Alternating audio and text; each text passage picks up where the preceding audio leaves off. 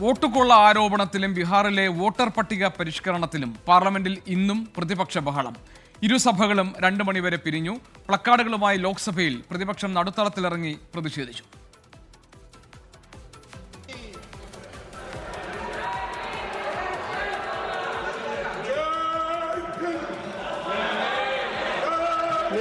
Please take your seats.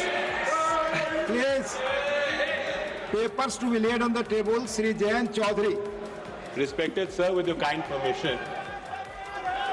आप सदन चलाने में सहयोग करें, प्रश्नकाल चलाने में सहयोग करें.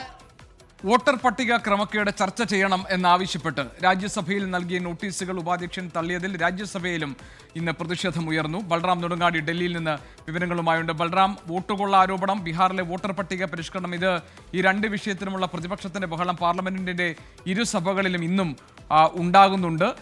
എന്താണ് ഇന്ന് പ്രതിപക്ഷം ഉന്നയിച്ച ആവശ്യങ്ങൾ? ഏത് തരത്തിലായിരുന്നു സ്പീക്കറുടെ പ്രതികരണം? ബഹളത്തിൽ കലാശിക്കാൻ ഇടയായത് എന്താണ്?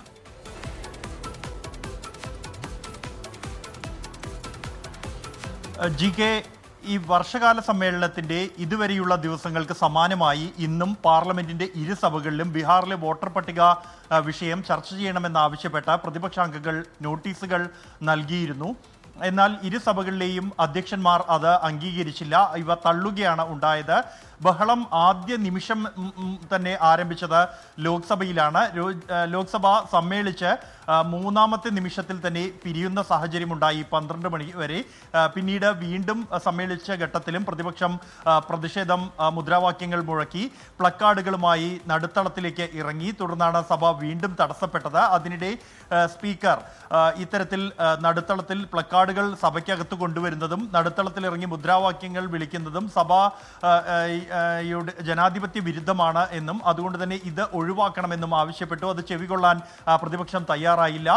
ഈ വോട്ടർ പട്ടിക ക്രമക്കേടിനോടൊപ്പം തന്നെ കേന്ദ്രം കൊണ്ടുവരുന്ന പുതിയ ബില്ലുകൾക്ക് എതിരായ മുദ്രാവാക്യങ്ങളും ഇന്ന് ലോക്സഭയിൽ മുഴങ്ങി. രാജ്യസഭയിലും സമാനമായ സംഭവങ്ങൾ തന്നെയാണ് ഉണ്ടായത്.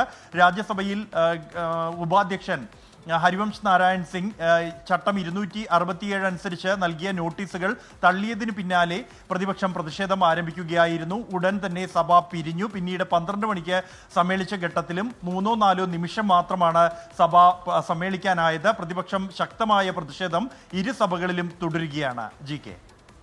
ശരി, ബൽറാം നെടുങ്ങാടിയാണ് വിവരങ്ങൾ നൽകിയത് ഡൽഹിയിൽ നിന്ന്.